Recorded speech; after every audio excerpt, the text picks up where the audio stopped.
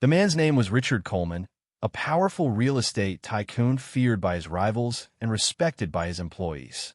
Yet behind the tall glass walls of his empire, Richard carried an emptiness that no wealth could fill. His wife had passed away years earlier, leaving behind only their daughter, Emily, an 8-year-old with a smile bright enough to melt even her father's stern demeanor. One Saturday morning, Richard surprised Emily by pulling out a pair of torn jeans, an old hoodie, and dusty sneakers from the back of his wardrobe. Emily tilted her head, puzzled. "Daddy, why are you wearing those clothes? They look really old." Richard knelt beside her, brushing a strand of hair from her forehead. "Because, sweetheart, today we're going to see the world the way most people see it. Without money, without cars, without bodyguards. Just us." Emily giggled. "Like playing pretend?" "Exactly. But this time, it's more than pretend," Richard whispered. "We're going to see who has a real heart. Sometimes, people treat you kindly only when they see your wealth. But when you look poor, the truth comes out." Moments later, the billionaire and his daughter stepped out of their mansion in the simplest car Richard owned, an old sedan gathering dust in the garage. They drove into the city, far from the sparkling towers Richard built, and parked near a crowded subway entrance. The streets buzzed with rushing strangers, vendors shouting over each other, and the sharp smell of roasted peanuts mixed with gasoline. Richard spread a worn blanket on the pavement and sat with Emily by his side. He told her, "Remember, today we're just a father and daughter who have no home, no food, and nowhere to go." Emily nodded seriously, hugging her tiny backpack. The first hour was brutal. A woman in a business suit looked at them with disgust and crossed the street. A man in polished shoes tossed a coin without slowing down. Most people simply ignored them, their eyes fixed on their phones, too busy to notice the little girl shivering next to her father. Emily's smile began to fade. "Daddy, why is nobody helping? Don't they see I'm hungry?" Richard pulled her close, forcing a hopeful tone. "It's not that people are bad, sweetheart. It's just that everyone is in a hurry. But trust me, sooner or later, we'll find someone special." 2 more hours passed. Emily's head drooped onto Richard's shoulder. Then, out of nowhere, a soft voice broke through the noise of the city. "Excuse me, are you two all right?" Richard looked up. A young woman in a faded cleaning uniform stood before them, her eyes kind but weary, her hands holding a small lunchbox. And for the first time that day, Richard realized the test had truly begun. The young woman knelt down, so she was level with Emily, ignoring the dust staining her uniform. "Sweetheart, are you hungry?" she asked softly. Emily's eyes lit up, but she hesitated, glancing at her father.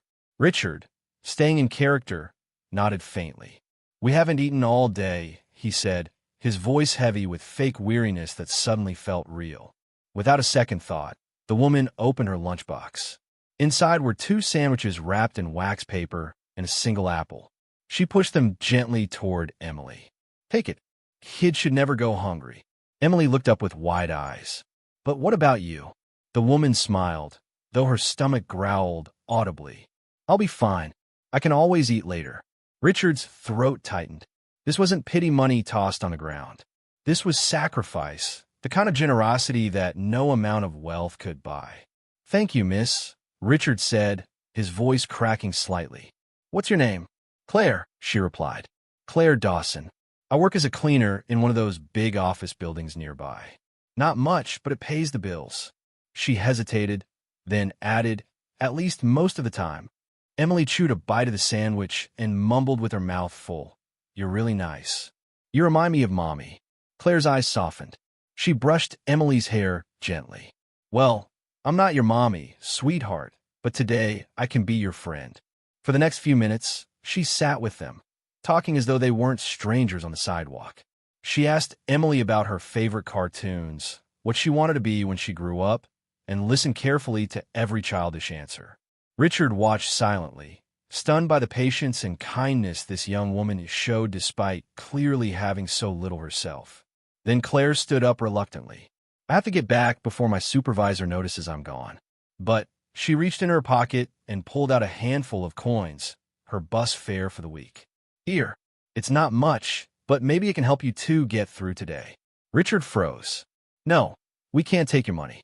But she pressed it into his palm firmly. Please, I know what it's like to have nothing. I won't walk away while your little girl is hungry. Before Richard could respond, she waved goodbye to Emily. Stay strong, princess. I'll come check on you later, all right? And with that, she hurried toward the towering office building, her figure disappearing into the crowd. Emily tugged on her father's sleeve. Daddy, she gave us her food and her money, and she said she'll come back. Doesn't that mean she's special? Richard swallowed hard, his mind racing. He remembered his late wife's words, spoken in a hospital bed years ago. Promise me one thing, Richard. Find someone who will love Emily for who she is, not for what we have. And now, sitting on a dirty blanket in the middle of the city, Richard couldn't shake the feeling that fate had just introduced him to the woman who could change both his and his daughter's life forever. But deep inside, he also knew, to truly see her heart, the test was far from over.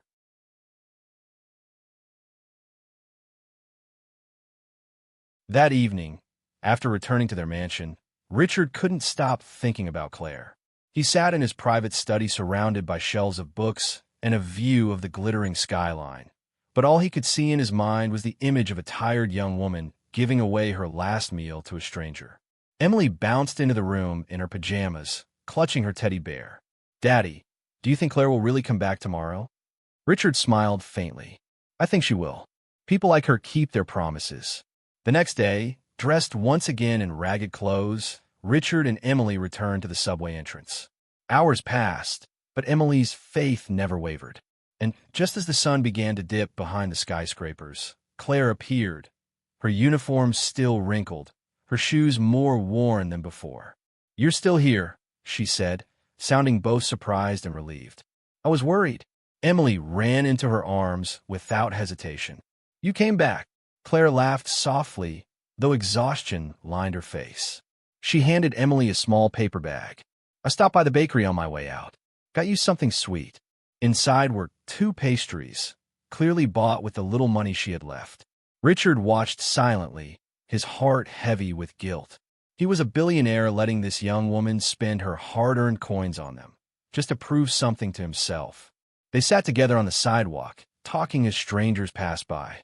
Claire shared bits of her life between bites of her own dinner, which was nothing more than a half-eaten granola bar. I grew up in foster care, she admitted. Never really had a family that stayed. But I learned one thing. When you don't have much, you share the little you do have. Because sometimes that little can save someone's day. Emily looked up at her with wide eyes.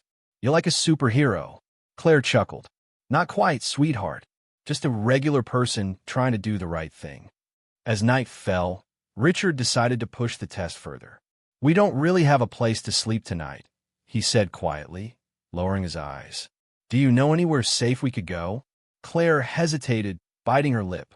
She lived in a cramped studio barely big enough for herself. Inviting 2 strangers seemed crazy. But when she looked at Emily's tired face, her decision was instant. My place isn't much, she admitted. But there's a couch. You can stay for the night, if you don't mind it being small. Emily gasped in delight. Can we, Daddy? Please. Richard forced a humble smile. If you're sure, Claire, we don't want to be a burden. You're not, she said firmly. No child should sleep on the street. Later that night, in Claire's modest apartment, Richard saw everything he needed to know. The room was tiny but spotless, decorated with hand-me-down furniture and second-hand books. A faded photo of a younger Claire with her foster siblings hung on the wall. Emily curled up on the couch, giggling as Claire tucked her in with an extra blanket. Watching them, Richard's chest tightened. His late wife's voice echoed in his mind. Find a woman with a heart full of love, not a wallet full of money. And here she was. Yet, as he lay awake on the floor beside the couch, Richard knew the truth would eventually shatter this fragile connection. Claire thought she was helping a poor father and daughter survive one hard night. If she discovered he was actually one of the wealthiest men in the city, would she feel betrayed? Would she believe it was all just a cruel game? One thing was certain. Tomorrow would bring answers. And Richard feared those answers might break more than just his disguise. Morning sunlight slipped through the thin curtains of Claire's apartment, painting the room in a gentle glow. Emily stirred awake first, rubbing her eyes and smiling when she saw Claire bustling around the small kitchenette. "Good morning, sweetheart," Claire greeted warmly. "I made some oatmeal. It's not fancy, but it'll fill you up." Emily sat up eagerly. "Thank you, Claire." Richard rose slowly from the floor, stretching his back. He had spent nights in five-star hotels, private resorts, and even yachts, but somehow, sleeping on Claire's modest carpet felt more meaningful than any luxury bed he had known. As they ate together, Claire asked Richard carefully, "What's your plan today? Do you have somewhere to go?" Richard hesitated. "Honestly, no. I'm still looking for work. It's been hard since my wife passed." Claire's eyes softened with sympathy. "I'm so sorry. Losing someone you love. I wouldn't wish that on anyone." Emily, innocent as always, added, "But Daddy promised Mommy he'd find someone special to take care of me." She said it so simply, yet it struck Richard like lightning. Claire looked at him curiously, but before she could ask more, a loud knock rattled the door. She stiffened. "That'll be my landlord," she whispered. She opened the door to reveal a grumpy middle-aged man holding a clipboard. "Claire, rent's due. You're 3 days late." "I know, Mr. Henderson," she said softly, lowering her gaze. "I'll have it by Friday. Please, just a few more days." The man sighed impatiently. "I can't keep waiting forever. One more week, and I'll have no choice but to find someone else for this place." Richard clenched his jaw, his instinct screaming to pull out a checkbook and settle the matter instantly. But he forced himself to remain in character. This was her struggle, not his to erase with money. After the landlord left, Claire tried to smile, though her hands trembled slightly. "Sorry you had to see that. Things are tight sometimes, but I'll manage." Richard studied her face. She hadn't once asked for help, not once hinted at wanting something from him. Even when the opportunity was wide open, her pride held strong. Later that day, as they walked Emily to a nearby park, Richard noticed how Claire treated everyone around her, with respect, with patience. She helped an elderly woman cross the street, picked up a toy that another child had dropped, and even stopped to pet a stray dog. Emily whispered to her father, "See, Daddy? She's nice to everybody, not just us." Richard's chest ached. He knew Emily was right. That evening, as the three of them sat on a bench watching the sunset, Claire turned to Richard. "Can I be honest with you?" "Of course," he said. "You and Emily, you remind me of something I've always wanted but never had, a real family. I don't know why, but I feel like I was meant to meet you too." Richard swallowed hard. His heart raced, torn between confession and silence. He wanted desperately to tell her the truth, that he wasn't some broken father scraping by, but a man who could change her life with the stroke of a pen. Yet, he also feared destroying the trust she had so freely given. Before he could speak, Emily yawned and leaned against Claire's arm. Claire smiled and brushed the girl's hair tenderly. "Come on, little one. Let's get you home." On the walk back, Richard's phone buzzed in his pocket. He hadn't touched it since beginning this test, but now he glanced at the screen.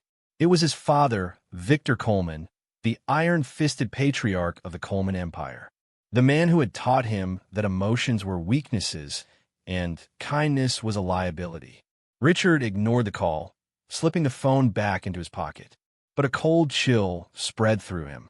If Victor discovered what he was doing, living in disguise, spending nights in a cleaner's apartment, he would never approve. In fact, he would stop it at any cost. As Richard tucked Emily into the couch once more, he whispered a promise to himself. "Tomorrow, I will tell Claire the truth. She deserves it. Whatever happens after that, I'll face it." But fate had other plans. And the next day, everything would spiral out of control. The following morning, Richard woke earlier than usual. He sat at Claire's small kitchen table, rehearsing the words in his head. "My name isn't Richard Miller. It's Richard Coleman. I'm not poor. I'm the CEO of Coleman Real Estate." Every version sounded like betrayal, like a cruel trick. When Claire emerged, hair tied back and ready for another long day at work, Richard's heart pounded. "Claire," he began, "there's something I need to tell you." But before he could continue, a loud knock shook the door again. This time, it wasn't the landlord. It was a tall man in a tailored suit, Victor Coleman. Claire froze. Richard's face drained of color. "Father," he muttered. Victor's sharp eyes swept across the small apartment with disdain. "So it's true. The great Richard Coleman playing beggar in a cleaner's apartment. Pathetic." Claire looked between them, stunned. "Wait, Richard, what is he talking about?" Richard stepped forward, his voice trembling. "Claire, my real name is Richard Coleman. I'm not poor. I'm a billionaire.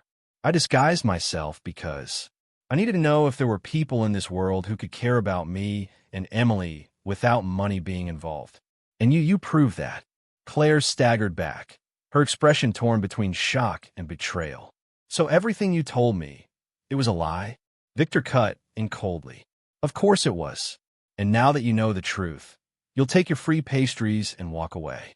That's all you wanted, wasn't it? A taste of wealth." Claire's lips trembled, tears forming in her eyes. "I never wanted your money. I gave you what little I had because your daughter was hungry.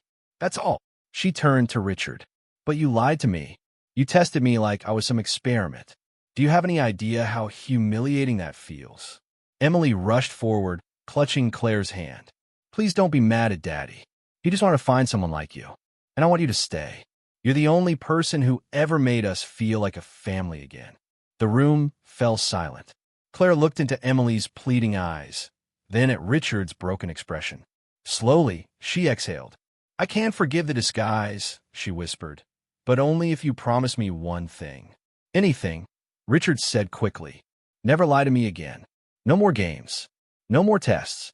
If you want me in your life, it has to be real." Richard nodded, his voice thick.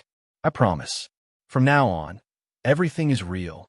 Victor scoffed, but Richard turned to him, steel in his tone. "Father, this is my life, not yours. Claire stays with me, with Emily, whether you approve or not." For the first time, Victor had no words. He turned and left in bitter silence. Richard reached for Claire's hand. Emily hugged them both tightly. In that small, shabby apartment, without wealth, without power, they found something far greater: family. And for Richard Coleman, the test was finally over.